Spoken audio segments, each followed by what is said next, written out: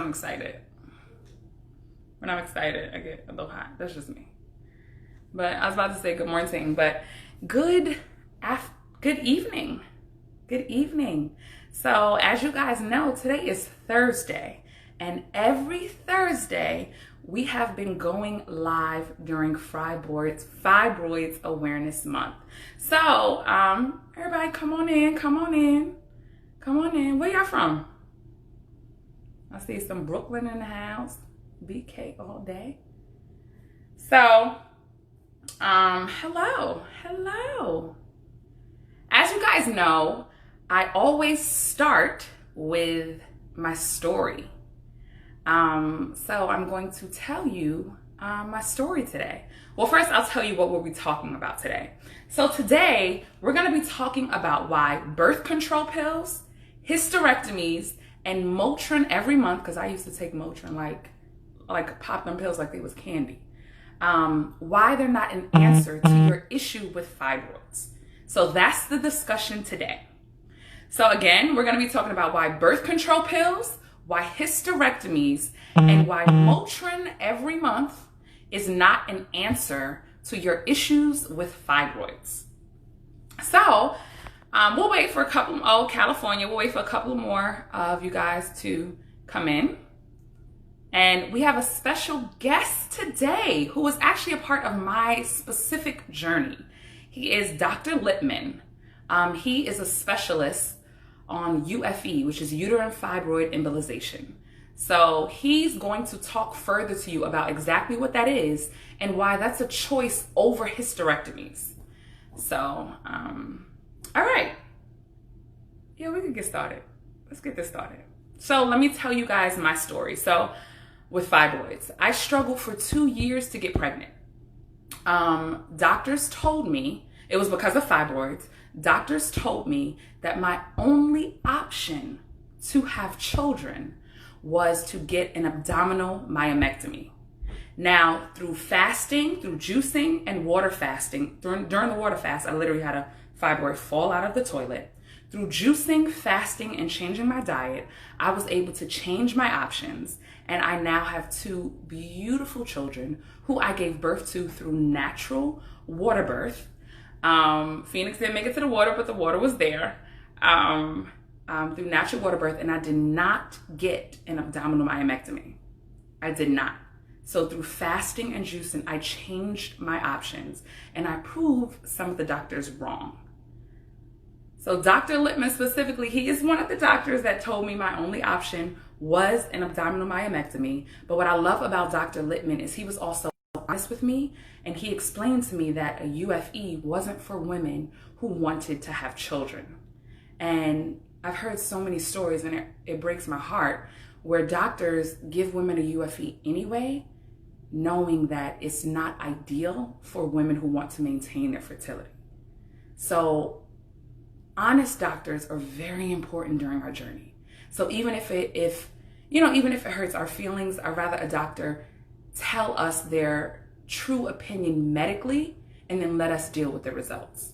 So when he told me that because I didn't understand why my gynecologist sent me to a UFE specialist if a UFE is not for women who want to maintain their fertility. So that's my story. So I do help women heal naturally, or to take the natural route first before they go to surgery. Because part of my journey was I was heartbroken when I was told that the only thing I could do to have children was to have an abdominal myomectomy, because it cost $30,000, and I didn't like the options of not being able to have a vaginal birth after an abdominal myomectomy.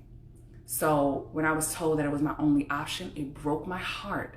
And I went to YouTube school, and I learned through women's testimonials that I had other options. So part of my fight now is to share my story over and over and over again and let women know, because 80% of Black women suffer from fibroids. I didn't stutter. 80% of Black women suffer from fibroids. And doctors are not the only option. They're an option. I'm not against surgery. I'm against getting you to your goal, which is no more fibroids and maintaining your fertility. and becoming a mother, because my only goal during this whole journey was to become a mom. So yes, part of my journey that was so heartbreaking was when they told me I only had one option. So part of the reason why I'm so passionate about sharing my story is to let women know that you have more options. You have more options. So let's get into it. All right, so the reason why birth control pills are not an answer to your issue with fibroids. First of all, I was put on birth control when I was 14. I was 14 years old on birth control pills. I wasn't getting down yet, right? But I was on birth control to actually help with the symptoms that I was having with periods, which I've heard a million times. So I've heard women say that even if they don't need to be on birth control, that they're taking birth control to control the symptoms that fibroids cause, which is painful periods, heavy bleeding, blood clots, etc., etc. Now, here's the issue. It doesn't fix the problem. So you ever watch Grey's Anatomy, where they stop the blood? Like if someone has a bad wound, they stop the blood until they get them to the hospital. That's exactly what birth control is. So it's literally putting a pause on your problem, but it's not solving the problem. So what birth control actually is it's pills of estrogen and progesterone to balance your hormones. So birth control stops ovulation, right? So basically it's synthetic hormones. So it's not the hormones that you actually produce. You produce those hormones, but it's manufactured hormones put in your body to help balance your hormones. But the fact is you need to balance your hormones without pills, because eventually you have to get off of birth control pills. You can't be on birth control pills for the rest of your life. So let's say you have issues with fibroids. You get on birth control pills to fix it. The second, if not the day after you get off of the birth control pills, your problems are back 100%. So it's not like it fixes it a little bit, or after you've been on the birth control pills for 10 years, your problem literally it had to fix during this time. No, lies, false. Literally, you go right back. And it's crazy because Gabrielle Union shared her story and it made me scream, because she had endometriosis, which is similar to endometriosis. So she was put on birth control pills and it helped the problem. Her periods were okay, so on and so forth. So she thought, well, if I've been on it for this long, the problem, it has to be fixed. It has to be fixed. Literally, the second she got off, all of her heavy period issues came back. Every single one of them. Every single one of them came back. Because the issue is, ladies, and as hard as this is to say, we have to change. So pills aren't the change. They're just the pause button.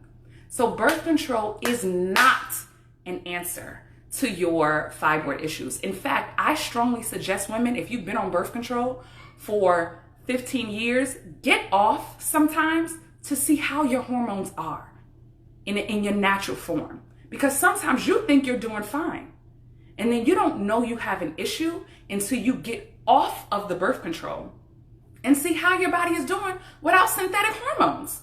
Also, sometimes people get on birth control to fix acne. Acne is a hormonal imbalance. So again, birth control synthetically helps to balance those hormones. But you know what happens the moment you get off?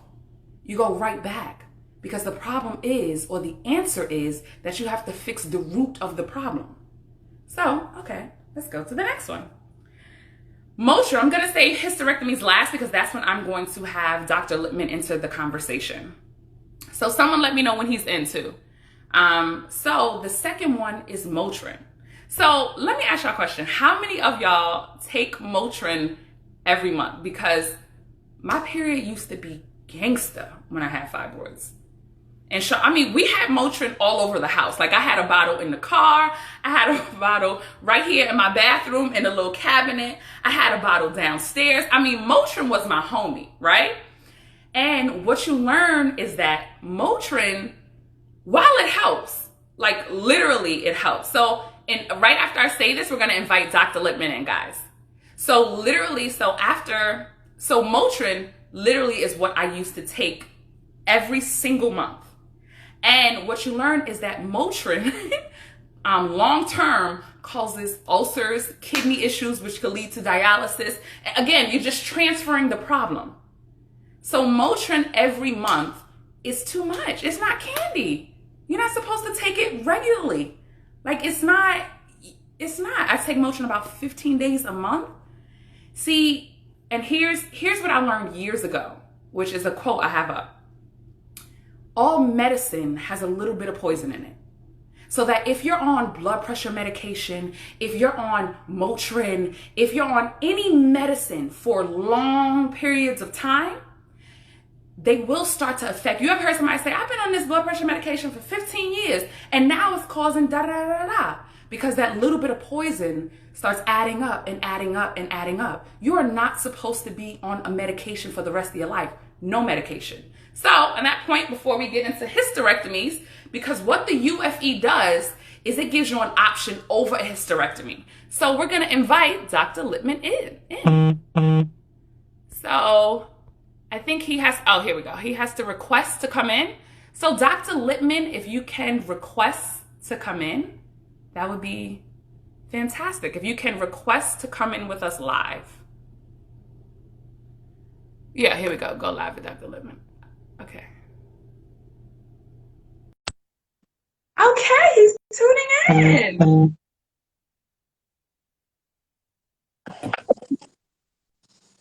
Hello, Dr. Lippman. How are you doing? I'm doing very well.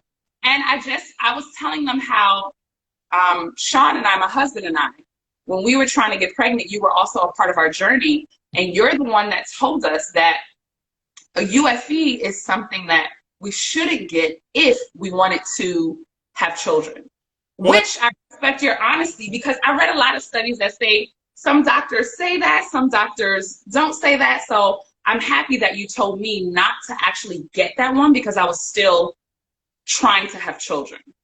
Well, everybody's fibroids is different. I will tell you that I've had numerous women get pregnant and have children with UFE. I've had 4 sets born after. Okay. And the births for UFE are full term. So why was it? Because of the location of the fibroids? Well, you told me? Yeah, I'm not sure your particular scenario. Right. Hey, we say, depending on what the patient situation is, that we think that you better than myomectomy. Then certain times myomectomy would be UFE. It's the patient's age, whether she's ever been operated on before, how big, how numerous. I'm sorry, pause 1 second. Your sound is going in and out. So they're saying that they can't hear you clearly. I wonder what.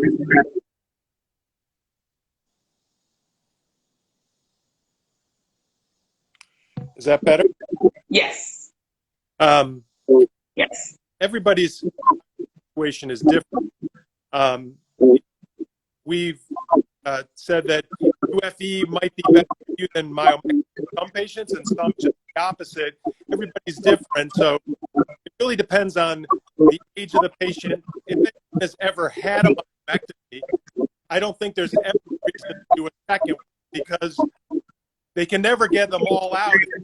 There's that many to cause a second one. You don't need to do a second one, setting it up for a third. So those patients, anybody that's ever had a myomectomy, I think a UFE that is the way to go.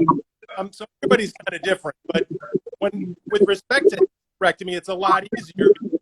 Fertility is not an issue, and so if you have UFE hysterectomy, that's really a slam dunk for UFE. Yes, because from my understanding, after a hysterectomy, you have to be on hormone therapy replacement. It can cause depression. Like, it literally has other effects besides not. Yeah. Question: hysterectomy has a lot of effects. In fact, a lot of gynecologists tell patients, if they're not interested in fertility, you don't need your uterus. That's ridiculous. The uterus has a lot of very important functions for women, besides childbearing. Yes. It's important for them psychologically. There are a number of women who struggle getting a hysterectomy like a man castrated. Yeah. We have a hashtag, don't lose your R, don't lose your you. Because when you're you often lose your why. What makes you a woman? Your womb. Right. So we don't want any of their you. That's a hashtag we've been using. July is Fibroid Awareness in Georgia and other states. So it reminds us that women have the option of hysterectomy, because most women that are symptomatic and they go to their gynecologist often only get the surgical option, either myomectomy or hysterectomy, and they're not interested in it. It's all hysterectomy. Right. They don't mention UFE, and UFE is one of the biggest medical breakthroughs for women. It's been around for a long time, doing it 25 years now. It's covered by all, not an insurance issue. It's just that women don't know about it. It's completely non-surgical, outpatient. It takes 30 minutes or so to do, and about a 4-hour recovery, and literally go home with a Band-Aid. That's it. Now, question about UFE. In terms of long-term healing of fibroids, now my understanding is that surgeries usually fix where you are. You know what I mean? They're not necessarily preventative for if you can get them again, but they fix where you are currently. So does the UFE have any long-term, like what is the long-term in terms of getting fibroids again?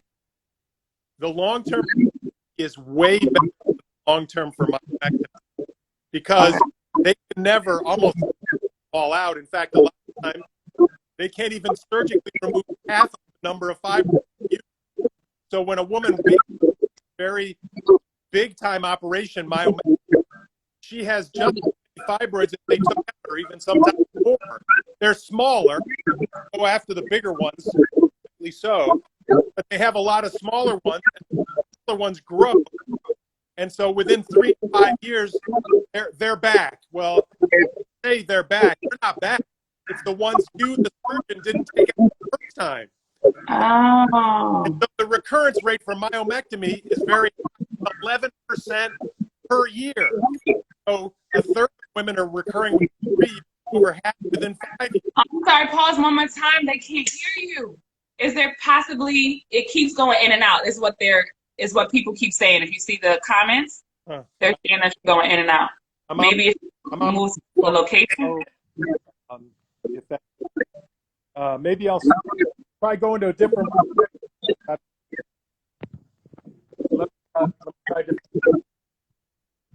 But guys, I'll explain what he's saying. He was saying that a myomectomy, the chances of having to get another myomectomy is extremely high, because a lot of the times they actually can't get all of the fibroids out.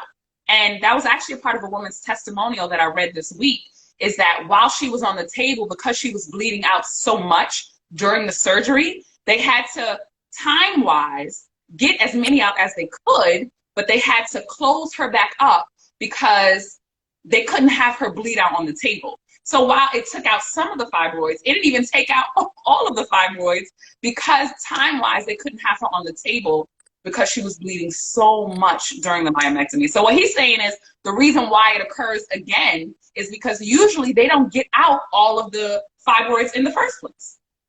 Yeah, they almost never do.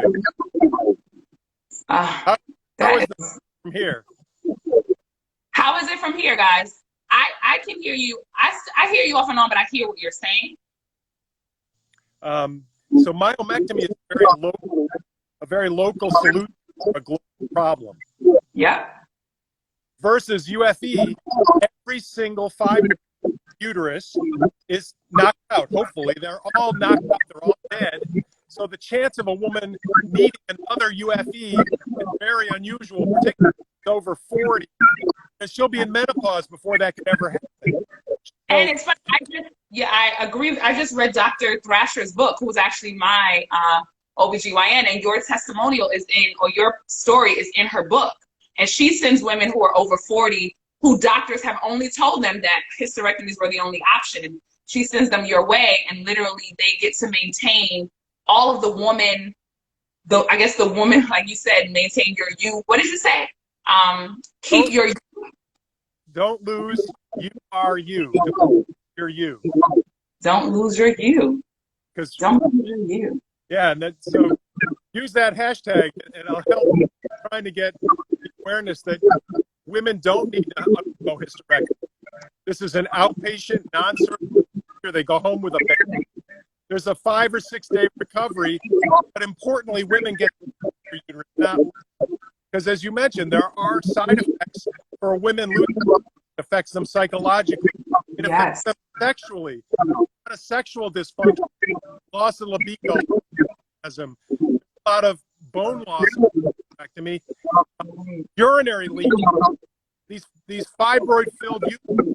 In fact, they describe a certain size pregnant woman. You take this big pregnant uterus, fibroids, out of the uterus, out of the abdominal cavity, and it weakens the pelvic floor muscles. And now these women leak urine. You got these young women. The average age of hysterectomy in this country is 39, and leaking urine. I mean, it's crazy. Fibroids are benign too. You don't need to get an amputation, a hysterectomy, for benign disease. That's insane. And now, which is what excited me about what you said, now it's also a good option for women who also still want to have children. Yes. Depending on where they're located. Yes, it's. I say I've had numerous. The births are typically full term and vaginal, whereas if you have a myomectomy, they won't let you have vaginal. No, that's why I didn't want to do it, because I wanted a vaginal birth. Right. Some myomectomies wake up with hysterectomy. Right. That happens not that infrequently. So there's just no reason to do hysterectomy for fibroids anymore. There just isn't. Now you can choose it, but there really isn't a reason. It's too extreme, not necessary, and has significant side effects versus a procedure where you go home with a baby, you recover for 5 or 6 days, you get to keep all your perks. Right. And even have children. Hey, I've had numerous children. I love getting the pictures from patients who were told that you just got to get a they had UFE and they had children after. That's fantastic. So just some quick facts about hysterectomy. It's the second most common surgery done in the United States. Staggering, because half the population, half the people on this conversation don't have a uterus. And it's most commonly done for fibroids, which are benign, not cancer, which would be appropriate. And the average age 39, and way too many women less than 30 that have already had fibroids. Tragic. Didn't know of another option. They were suffering so badly and they succumbed. Okay, so guys, if you have any questions about the UFE or any questions that you want to ask Dr. Littman, please do so now. Yeah, we'd be. It needs to be more to know about. That's the thing. It's around very safe, effective, minimally invasive. The Band-Aid. It knocks out all the fibroids, not just some of them. It works over 90% of the time. So can you get it more than once? You can. We've had some people that they had their UFE now they're in their mid 40s or 50s, and they've actually have grown some new fibroids. It does happen, but it's not very common. Not at all. Okay. So a question you had was, why are fibroids so popular against African American women? There's 2 reasons why. One, genetically stronger in African families, but the other has to do with where the fibroids grow, where they come from. When they arrive, they grow and progesterone or the estrogen. That's why they grow during pregnancy. They tend not to be an issue once in menopause. Estrogen is stored in fat. So while I'm in my office and they ask me what things I can do with my fibroid situation, because unfortunately I'm a mechanic, and really by the time they come to me, their cars. But if they do some things on the front end, like good maintenance, eat healthy, we have have what's called an anti-estrogenic approach. And it's basically three things. One, increase anti-estrogenic foods. Yes. Like colored fruits and vegetables have flavonoids in them. They block an important estrogen production. Two, try to limit or get rid of the estrogenic food. You can't get rid of estrogen that's in the foods and water. There are certain foods like red meat, non-organic chicken, and dairy that you can, try to limit or eliminate around, like dairy with almond milk or that sort of thing, or organic free-range chicken versus non-organic. Beef's a little harder. Some of the beef substitutes have soy products which have phytoestrogens in them, which can compete with estrogen. That can be good. So there are ways around it. And then the third thing that we do is make sure you have adequate vitamin D. Vitamin D is not really a vitamin. Technically, it's a pro-hormone, but it's a very strong anti-fibroid vitamin. And 90% of us are lacking in vitamin D. Correct. It has to do with how we get our the skin, and the darker your skin, the harder it is to get vitamin D. Only 10% of African American men and women have vitamin D. So you gotta, every year when you go to a well woman check, make sure they check vitamin D and need vitamin D supplement. It's easy. So if you do three things: exercise, lose excess body fat. No one's saying be skinny, but everybody knows what their real body weight, their frame is. If you can be as close to that by exercising, eating smartly, weight loss, you might not see the mechanics until much later, not at all. Right. Right.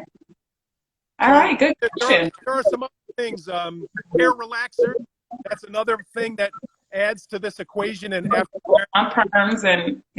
you look at the main ingredient, and hair, it's almost identical. And so you're burning it in a very rich vascular into your skin. It gets right into the blood. Right. Right. All right, we'll take one more question for Dr. Littman, and then we're going to let him go. Thank you very much for joining this conversation. Oh, it's my pleasure. The more people think about UFE, unfortunately, many studies have shown that women suffer fibroids, they're never told about UFE. And so there's a lot of unnecessary surgery, particularly hysterectomy, and we've got to try to stop that. So don't lose your go on our website, etlii.com. There's a lot of important information on UFE. It's really important. All right. All right. Thank you, Dr. Littman, for joining this conversation. I'll definitely tag you. I'm going to post this on my feed. And then anyone who has questions about UFE or hysterectomies or fibroids in general will know that this is another option. Yeah, I'd be happy to answer those if they want. If they want to email me, it's my first name at the website at ELI.com, and they can Instagram me. You can see my PR_ name. Sorry, last question. I think this is really an important one because I didn't know. That's a very good question, guys. How do you have to get a biopsy? Can a doctor tell you in a regular GYN visit that you have fibroids? How are they diagnosed? Fibroids are diagnosed either by symptoms, by physical exam, sometimes on ultrasound. Most women know that they have fibroids by their symptoms. They're the most common reason why women have heavy periods. Having these heavy gut periods is a very, very common, symptom that brings the doctor. They would be examined, and you can feel these things. These fibroids are hard and firm like rocks. So you can pick them up on physical exam, and if there's any question, they'll confirm it with an ultrasound, and will show the actual fibroid to the uterus. And actually, the reason my doctor sent me to you too, what I got with you was I got an MRI to see. She wanted to see literally, because what she said was that wasn't necessarily able to see all of them in a regular ultrasound. So she wanted me to have a full MRI to make sure that there weren't any more. She wanted to get a full exam to make sure that she was making, checking to see where they were totally. anyone that's going to be considered for UFE, MRI first, and we go over it in the office during the consult. The consult's about 45 minutes long, so it's pretty detailed. We go over yes, I experienced it. Yes.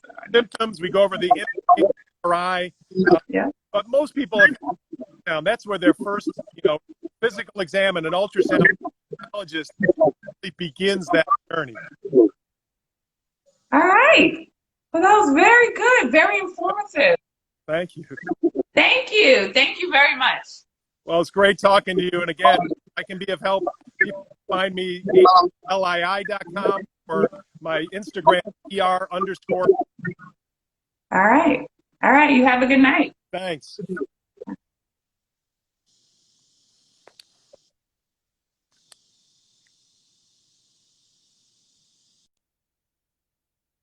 All right. That was very informative, guys. In fact, he said everything. So my last, number 3, was hysterectomies. And it's literally everything that I was going to say. Literally, I have it written down here that hormone replacement. Oh, that's another thing. If you get a hysterectomy, you have to be on hormone replacement therapy right when you get a hysterectomy. So you're not done. Literally, you're not done with the doctors. So sometimes they sell hysterectomies as being done. Like, so you have fibroids, get a hysterectomy. You don't need your uterus. You'll be done. But you're not done with the doctors. You then have to become a permanent patient because you have to get your hormone therapy for at least 15 years afterwards. Now, hormone therapy is more likely to cause all kinds of issues in terms of it leads to breast cancer. It leads to more, he said some of this, but it leads to cardiovascular issues. That's your heart issues. Oh, it's not an escape. It's not an escape. So even like Dr. Littman says, which is what circles back to, at the end of the day, to not have them grow back, to not deal with them in the first place, you have to change your diet. Sorry to say it, ladies, but you have to change your diet. There is no escape from it. Birth control is not an escape. Surgeries, even UFE. So again, surgeries, mind you, y'all know I had medical intervention. So I'm not against surgeries. The thing that I realized even after my medical intervention is that I got a MyoSure. What happened was I still had to change so that I don't end up having fibroids again. At the end of the day, you have to change. So you can either try the natural route before you get to surgery, and it could possibly prevent any surgeries that you have to do, or you can get a surgery to fix where you are, and then you still have to change your diet. So if you want to know the details of exactly what I did to change my options, because I did not get an abdominal myomectomy, even though doctors told me that was my only option, and I share that, including Dr. Littman told me that during my 45-minute consultation. I had other doctors tell me that where I was in the time with the 3 fibroids that I had, with the MRI that I was given by Dr. Littman, my literally only answer medically was an abdominal myomectomy. Through the water fasting and the juicing, I changed my options, and that wasn't my only option anymore. And so if you want to know how I changed my options, and I've had women actually heal completely from fibroids through reading the fibroid book, Bye Bye Fibroids. And if you want to get it, guys, all you have to do is go to the link in my bio, Bye Bye Fibroids, or you can Cash App DDA Jump. Again, you can somebody can write it in. You can Cash App DDA Jump and get the Bye Bye Fibroids ebook, which is only $9.99 during Fibroids Awareness Month. I think what excited me the most about Dr. Littman is that now, because remember I told you a UFE was not, he told me that a UFE wasn't an option for me at the time, maybe because of the location of my fibroids, but it wasn't ideal for me because Sean and I wanted to have children. Sean was in the office with me. Babe, you can come up if you want to.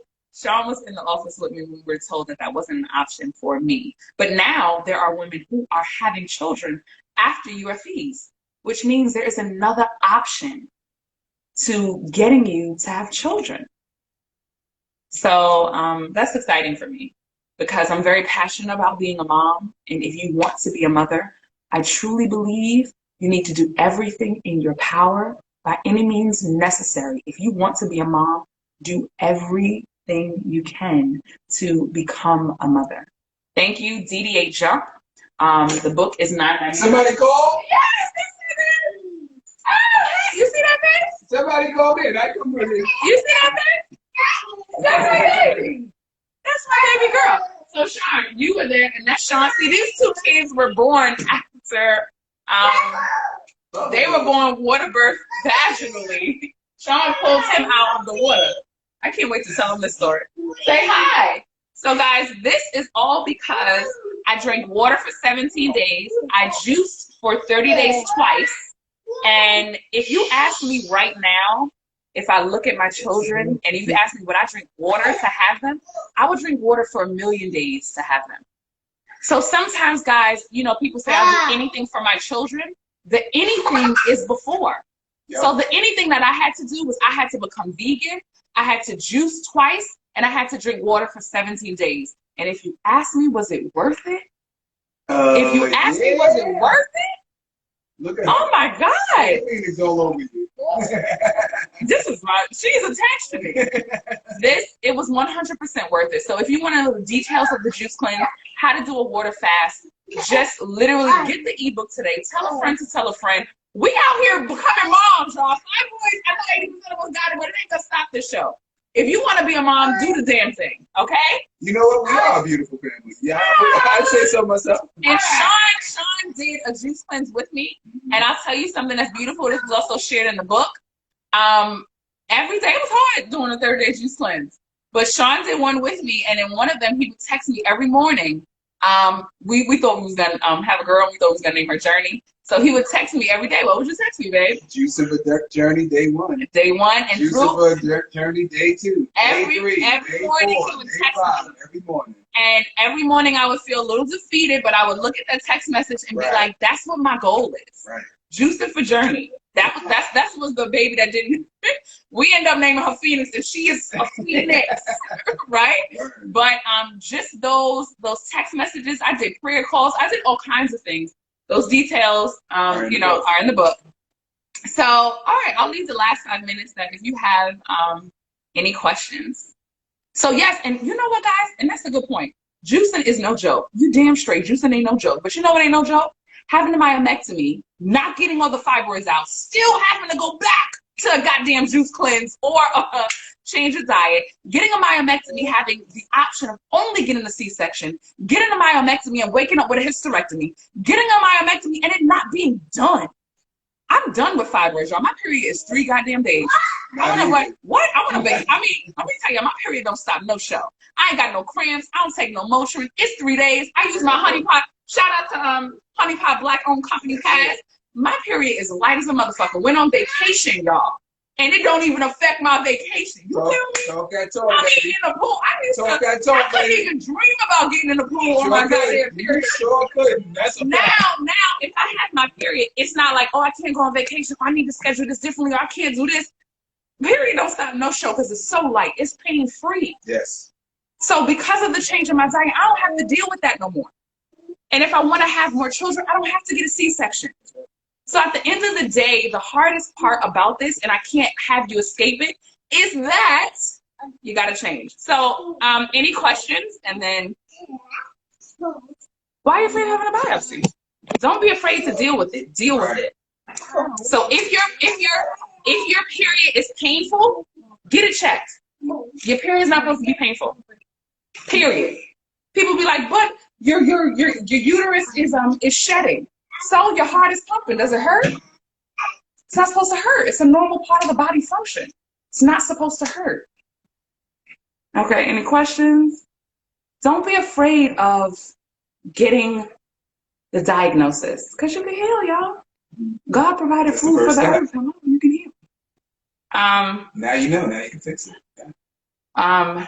You were a vegan for 12 months before the water cleanse. Yes. So somebody asked me today, how long were we vegan? So I didn't go vegan to have children. I went vegan because we watched a movie called Vegucated, and we were doing a 30-day challenge. And during the 30-day challenge, it was in April, I had bad allergies, like really bad, to the point with my throat. I was taking another pill. I was taking them pills. Children. I was taking allergy medication to stop it. I mean, I don't know if y'all saw, but it rains power in the egg. And so what ends up happening was I felt so much better that we were like, let's continue. Sean had bad knees, quote unquote bad knees. He felt so much better. He was like, damn, let's go past this 30 days. This has nothing to do with fertility. We didn't find out we couldn't even have children until later in this journey. Right. So then we learned that veganism was actually helping us, but we didn't go vegan for fertility.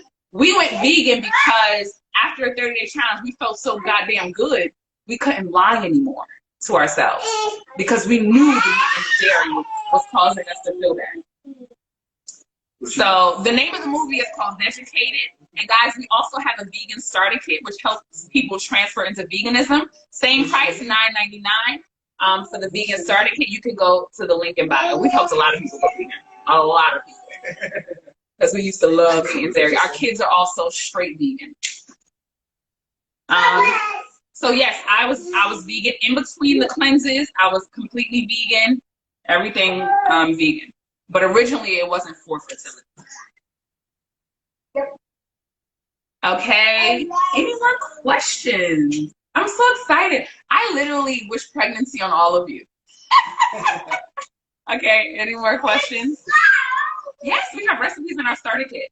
The vegan starter kit. So I'm gonna just let y'all know our vegan starter kit is literally, can you be quiet, please? Can you be quiet? These are the perks. Thank you. We went from pork chops to vegan. So the day before we went vegan, because it was supposed to be a challenge, we went to the Waffle House and ate some pork chops. Yes, we did. Because the pork chops in the Waffle House is good. So we went literally to the Waffle House the day before because we were like, well, we're going vegan for 30 days. Let's go do it. And so we went from pork chops to vegan. So that's taste buds wise, that's what we're leaning towards. We're leaning towards satisfying your taste buds first during this vegan starter kit. So it does have some faux meats in it, some suggestions to get you to understand that you can have every taste you want. Like you can have the taste of cheese, it just can't be animal-based cheese. Oh, my skin is amazing. Thank you. I just finished a 10-day juice cleanse. I did. All right, we'll have 2 more questions, and then we're going to say goodbye because we got to play with the kids because they're 2 and 3 and they do mine. Right?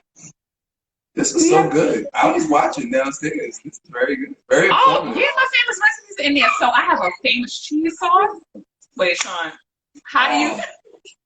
But literally, he wants me to sell it, and I can't make it that much. It literally makes my day. Like when I write down the list of things that I love, that's on the list. Like I love it. And I make Michelle. Can you make that cheese sauce? Michelle, can you make that cheese sauce? All day. I'd be like, come on, just make it. Just make it again. How would it? Just make a gallon for me. Just for me. That's all I want. So yes, I make a vegan Alfredo sauce. Oh, please bring Leo back. I really missed it. We can talk about it. It's coming. It's we have good time, but we can't talk about it. Don't. Oh yeah, Leo season is coming. But my birthday is August 1st. So one more question. This was a very exciting call. Yes, I love women. I love you ladies, and I really am passionate about helping women to get pregnant because I remember not knowing. You know what I mean? Like I didn't know if I was going to be able to have children, and it really hurt my feelings. And I don't want women to be in that position because we could do this. All right. So on that note, we are going to say good night. And remember, guys, please get the ebook. Tell a friend to tell a friend. 80% of women are suffering through this thing. So get your friend the book. Wait a minute. Are you going to see them next week? Oh, yes. We're going to see you guys next week because every Thursday in July, we talk about fibroids. So next Thursday, we will be going live again. I will share the subject later in the week. And we will see you next week, Thursday. Love you guys. Deuces. Say bye-bye, booby. Bye-bye. Bye-bye. Good night.